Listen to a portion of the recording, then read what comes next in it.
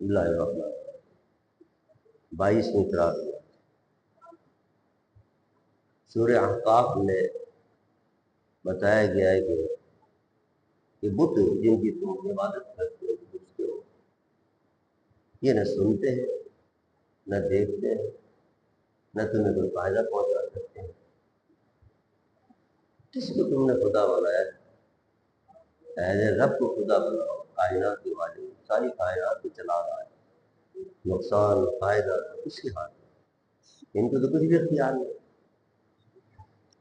کہ ماں باپ کے لیے فرمائے ان کے ساتھ بھلائی کیا کرو، ان کے ساتھ اچھا سلوک کرو. دیکھو انہوں نے کتنی تکلیف اٹھائی ہے.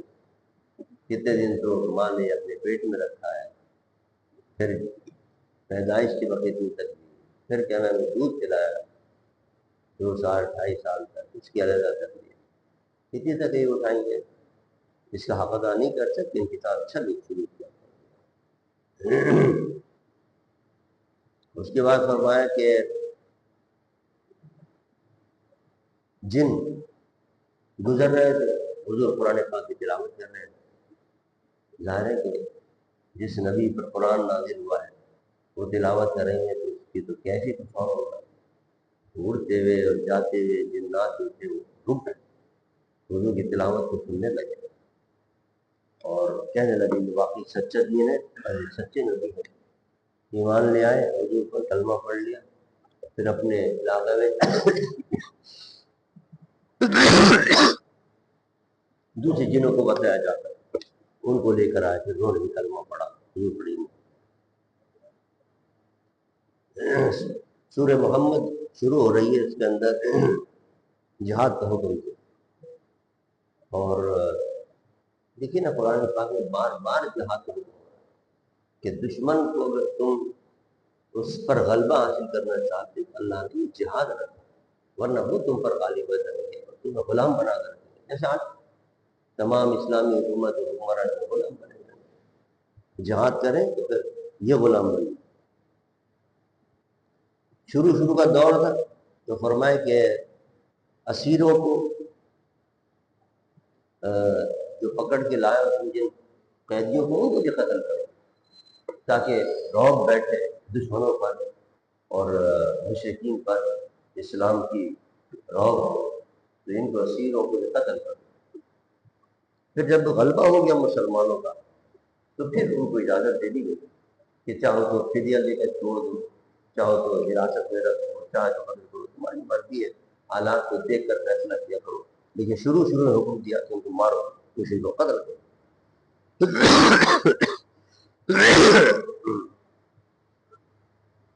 شہیدوں کے مرتبے بتائے گئے کہ اتنا بڑا مرتبہ ہے شہیدوں کا. وہ جب جنت میں جائیں گے تو اس طرح جائیں گے جیسے ان کی پرانی جگہ ہے، واقف والی جگہ ہے. سب گلی کوچے جیسے یہاں کوئی آئے کچھ دنوں کے بعد حیدرآباد سے رہنے والا کہ اگر بھائی تو گلی کوچے کو میں جانتا ہوں. تو شہید بھی جب جنت میں جائیں گے تو اس طرح جائیں گے جیسے ان کی جانی پہچانی جگہ، کیونکہ ان کو پہلے سے اللہ مشاہدہ کرا دیا.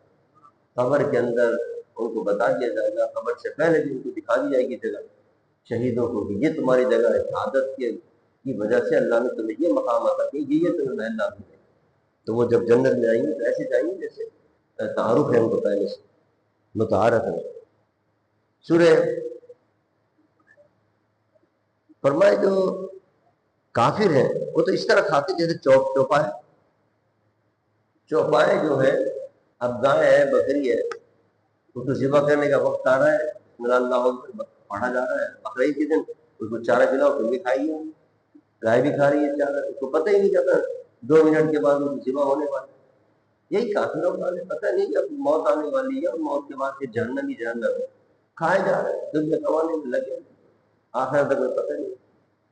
تشبیہ دی ہے جانوروں سے کافر. نعمتوں کا ذکر ہو رہا ہے مسلمانوں کے لیے، اچھے عمل کرنے والوں کے لیے کہ اللہ تعالیٰ کی کیسی کیسی نعمتیں ملیں گی کہ جو وہاں نہریں ہوں گی وہ بھی دودھ اور شہد کی نہریں ہوں گی.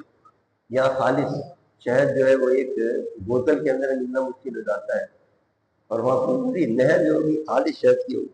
سبحان اللہ. پھل ہوں گے طرح طرح. سورہ فتح شروع ہو رہی ہے، جس طرح فرمایا گیا فتح کی بشارت دی گئی ہے. کون سی فتح ہے؟ یا تو اس سے صبر مبارکباد دی، بہت خوش ہوئے، آیت نازل مبارکباد دی، حضور کو بہت خوشی ہوئی، فتح مکہ کی بشارت ہے۔ سورہ حدیبیہ یہ بھی بعض لوگ کہتے ہیں یہ سورہ حدیبیہ کیسے ہوئی، تو ہمارے دب کے فیصلہ ہوا، لیکن علماء فرماتے ہیں اس سے فتح سے سورہ حدیبیہ مراد ہے، اس میں بھی اللہ نے فتح عطا کی ہے تمہیں، تم سمجھ نہیں رہے کتنی کامیابی اس کے اندر، بڑے فوائد حاصل ہوئے سورہ حدیبیہ۔ اس کے بعد اپنے محبوب کی مغفرت کا اعلان کہ آپ کے اجلے پچھلے سارے ذنب ہم نے معاف فرما دیے، تو ظاہر بات ہے حضور تو معصوم ہے، تو حضور کی معافی کا کیا مطلب، حضور کو معاف کر دیا، علماء نے کئی معنی بیان کیا، لیکن سب سے اعلیٰ سب سے بہتر معنی یہ ہے کہ حضور سرور کائنات صلی اللہ علیہ وسلم جب اللہ کے اعلیٰ کیا نام ہے قرب کے مقام پر ہوتے تھے تو پچھلا قرب کا مقام بھی دور لگتا تھا، وہ بھی گناہ تصور ہوتا تھا، پھر اس سے آگے نکلتے تھے، پھر جو پچھلا مرتبہ ہوتا تھا وہ بھی ان کو اللہ کے دوری کے اندر وہ بھی گناہ لگتا تھا، وہ فرمایا کہ وہ ہم نے معاف کر دیا، ہم نے اور مزید قرب آپ کو عطا کیا۔ یہ عام گناہ اس سے مراد نہیں ہے، یہ حسنات الابرار ہے، سیئات المقربین، جو نیکیاں ہوتی ہیں ابرار کی وہ بھی مقربین کے گناہ شمار ہوتے ہیں، تو وہ مراد ہوں گے اس سے کہ وہ ہم نے معاف کر دیا اپنے پچھلے۔ بیعت رضوان کا ذکر ہے اس کے اندر کہ خبر اڑ گئی، حضور نے بھیجا کہ جاؤ ان سے مذاکرات کر کے ہمارے نہیں دے دیتے مسلمانوں کو۔ مکے کے اندر حضور صحابہ کو لے کر گئے تھے عمرہ کرنے کے لیے، اب تو عمرہ کرنے کے لیے اور تو نہیں، آپ کو جہاد کریں گے کہ نہیں بھائی جہاد نہیں کریں گے، کہ نہیں مانا تو مذاکرات کے لیے حضرت عثمان کو بھیجا مذاکرات، تو یہاں درخت کے نیچے حضور نے آرام فرما ہوئے، حضرت عثمان جب گئے تو وہاں خبر ملی کہ حضرت عثمان کو شہید کر دیا، تو پھر حضور نے سب سے بیعت لی، تمام صحابہ جو موجود تھے ایک درخت کے نیچے بیٹھے، اس کو اللہ فرماتا ہے لقد رضی اللہ عن المؤمنین اذ یبایعونک تحت الشجرہ، درخت کے نیچے جن جن صحابہ نے حضور سے بیعت کی ان سب سے اللہ راضی ہو گیا۔ پھر حضرت عثمان کا ایک ہاتھ قرار دے کر حضور نے حضرت عثمان سے بھی بیعت لی، حضرت عثمان سے بھی ہم بیعت کرتے ہیں۔ سوال یہ کہ حضرت عثمان کی تو شہادت پر یہ بیعت دی جا رہی ہے، تو یہ تو بعض لوگ کہتے ہیں حضور کو پتہ ہی نہیں تھا معاذ اللہ کہ شہید ہوئے نہیں، یہ تو حضور نے اس کو بہانہ بنا کر کہ حضرت عثمان کی شہادت کا ایک خبر آئی ہے، اس کو بہانہ بنا کر اپنے تمام صحابہ کا امتحان لیا، ان کی وفاداریوں کا امتحان لیا اور ان سے بیعت لی، حالانکہ حضور کو پتہ تھا کہ حضرت عثمان شہید ہوئے، جبھی تو حضور عثمان سے بیعت لے رہے، ورنہ مردوں سے بیعت نہیں کی آتی جو دنیا سے رخصت ہو جاتے ہیں، حضرت عثمان سے حضور بیعت لے رہے کہ یہ میں نے ایک ہاتھ عثمان کا، میں عثمان سے بیعت لے رہا ہوں، تو پتہ چلا حضور کو پتہ تھا کہ عثمان زندہ ہے اور شہید نہیں ہوئے، لیکن یہ جو بیعت لیا آپ نے اپنے ساتھیوں کا اور صحابہ کی وفاداریوں کا امتحان تھا سب کو، اور پھر اللہ نے اتنی انعام عطا فرمایا کہ یہ آیت نازل فرمائی کہ جن جنہوں نے میرے محبوب کے ہاتھ پر بیعت کی وہ سب سے اللہ راضی ہوتا ہے۔ اب دیکھیں صحابہ کے لیے کتنی بڑی خوشخبری ہے کہ اللہ قرآن میں ان سے اپنی اعلان کر رہا اپنی رضا کہ یہ میرے محبوب ہیں۔ اب اگر کوئی معاذ اللہ صحابہ کی برائی کرے اور صحابہ کو برا بنائے تو قرآن کی شاید کا انکار کرے۔ اس کے بعد فرمایا کہ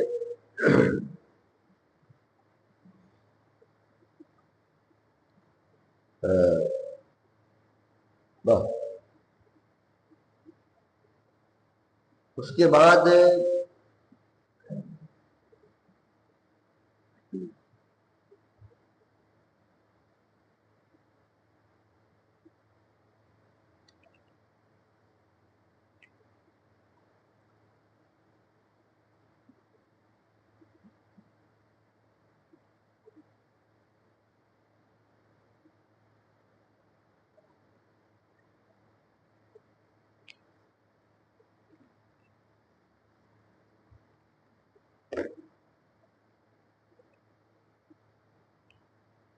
حضور نے خواب دیکھا تھا کہ میں مکے میں داخل ہو رہا ہوں عمرہ کرنے کے لیے، تو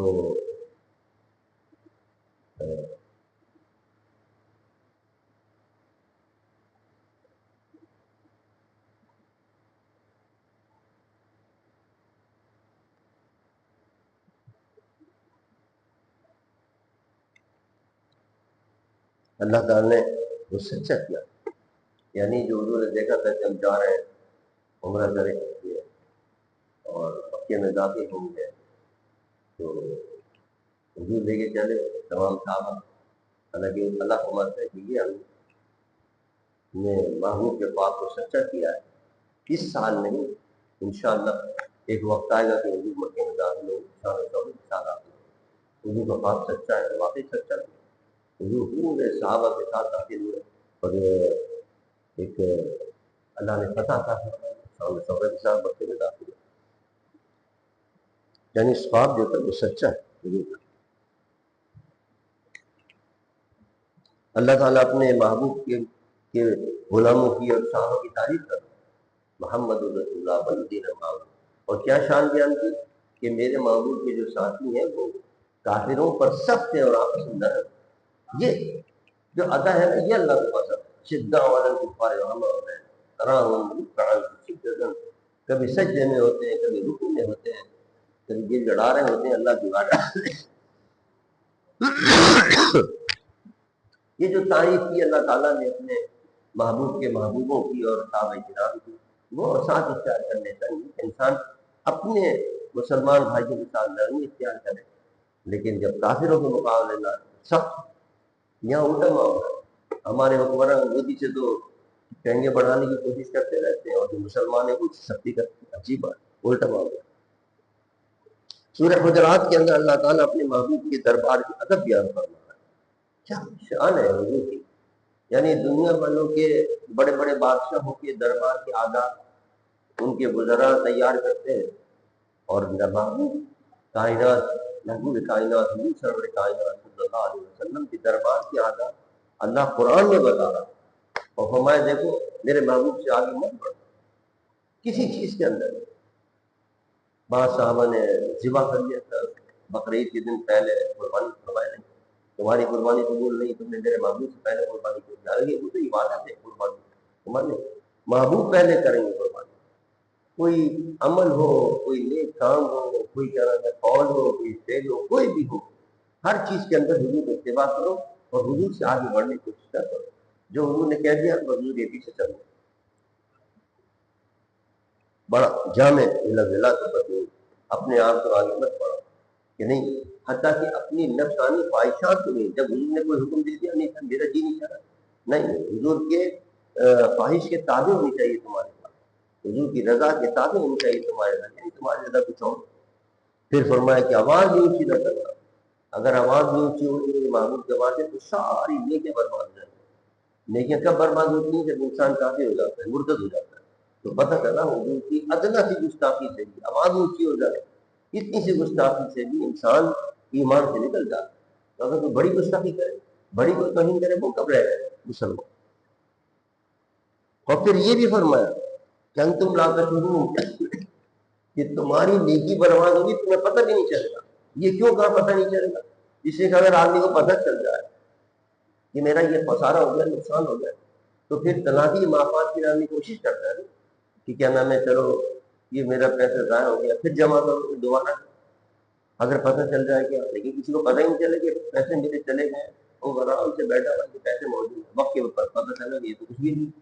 تو اللہ فرماتا ہے یہ حضور کی توہین کی وجہ سے تمہاری نیکیاں ضائع ہو جائیں گی، تمہیں پتہ نہیں چلے گا. قیامت کے دن جب اٹھو گے نا تو پتہ چلے گا ایک بھی نیکی نہیں تمہارے پاس. تو اتنا مہلت بھی تمہیں نہیں ملے گی، تو اس کی تلافی تو کر لے گا تم دنیا کے اندر. اتنی سزا ہے یہ حضور کی توہین. اس کے بعد فرمایا کہ بعض لوگ آئے حضور کی محبت کے اندر باہر سے حضور کی کاشان میں باہر سے حضور کو پکارنے لگے. حضور کا ایک وقت تشریف لانے کا باہر حضور آرام فرمایا. اللہ کو یہ بھی گواہ ہے، فرمایا جو لوگ باہر سے پکار رہے ہیں ہمارے محبوب وہ بے عقل ہے، عقل نہیں. ان کو چاہیے انتظار کر لیتے جب ہمارا محبوب خود آتا تو پھر ان کی خدمت میں حاضر ہو. یعنی دیکھیے اللہ کو کتنا اپنے محبوب کے آرام کا خیال ہے، اپنے محبوب کے ادب سکھا رہے ہیں اللہ تعالیٰ اپنے بندوں کو. میرے محبوب ادب کرو، باہر کے بچے انتظار کرو جب حضور تشریف لائے. اور ایسے لوگوں بے عقل فرمائے، حالانکہ وہ تو محبت کی خیر. پھر فرمایا کہ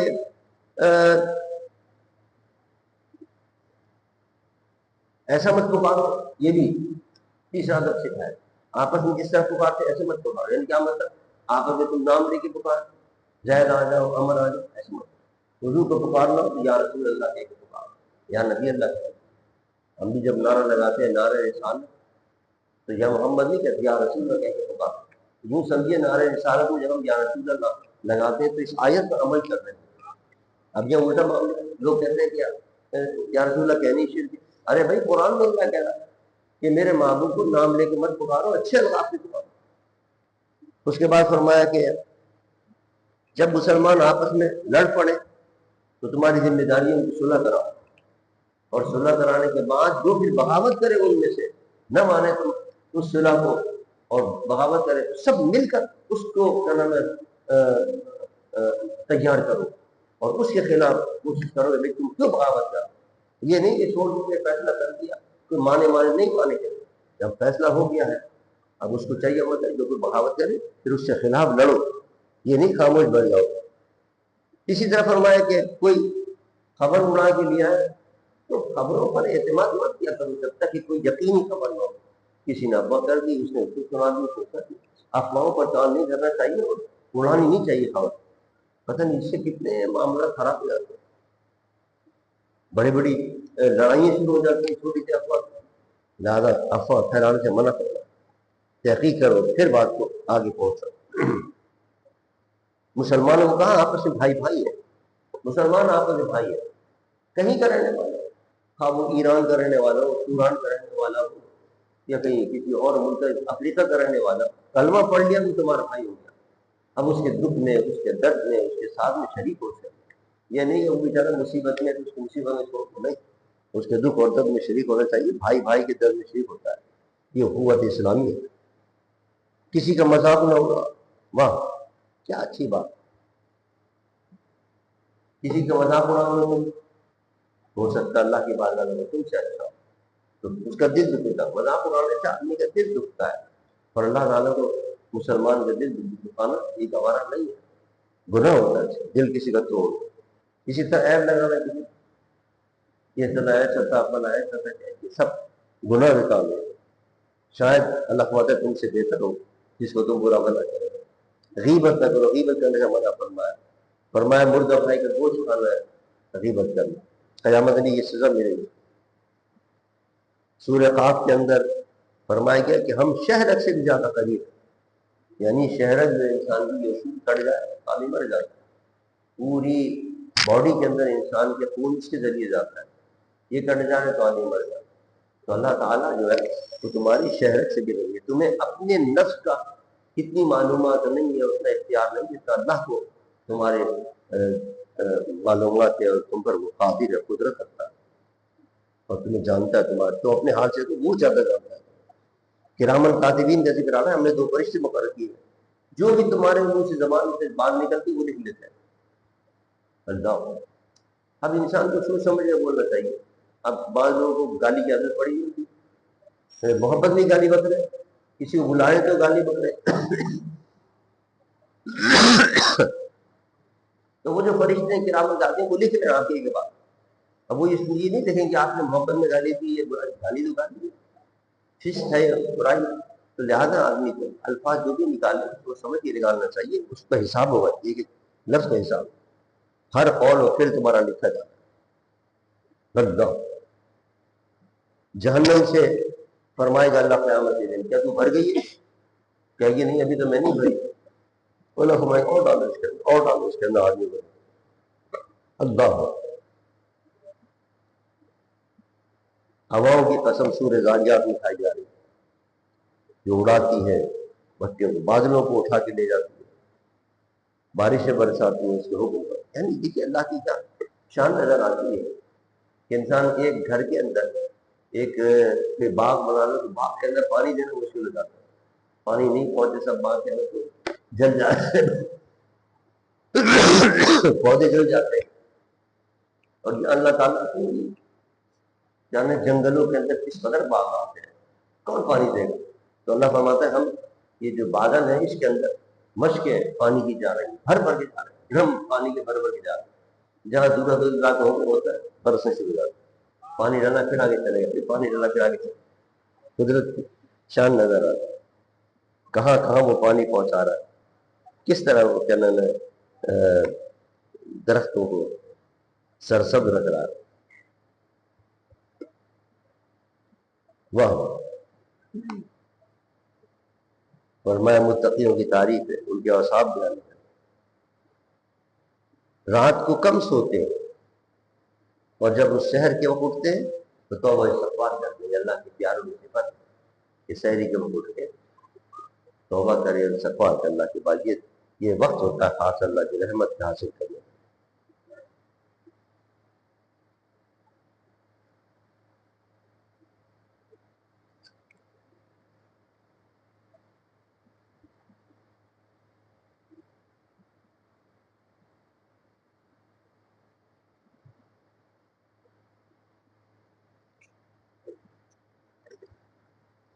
اللهم صل على سيدنا وعلى آل سيدنا محمد بعدد كل ذرة من ذات يا رب المصطفى بلغ مقاصدنا إلا الله. اے اللہ ہماری عبادت کو قبول فرما لے. یہ رمضان گزر رہا ہے، اس میں جو ٹوٹی پھوٹی باتیں قبول فرما لے اور اس سے رمضان کا حق ادا کرنے کے لیے توفیق عطا فرما. اے اللہ یہ شب قدر بھی آ رہی ہے، تمام جو تاثرات ہیں انہوں نے عبادتوں کی توفیق عطا فرما. ہماری عبادتوں کو قبول فرما لے، دنیا میں آخر میں کی بہترین جزا عطا فرما. جو بیمار ہیں بیماروں کو صحت عطا فرما. ہمارے شیخ صاحب کی بہن بہت بیمار ہے جن کو کراچی لے کے گئے، اللہ ان کو صحت عطا فرما، ان کو شفا عطا فرما، صحت و تندرست عطا فرما. جتنے بیمار ہیں مولا کا بیماروں کو صحت عطا فرما، تندرست شفا عطا فرما. صلی اللہ تعالی علی خیر محمد و آلہ وصحبہ اجمعین برحمتک یا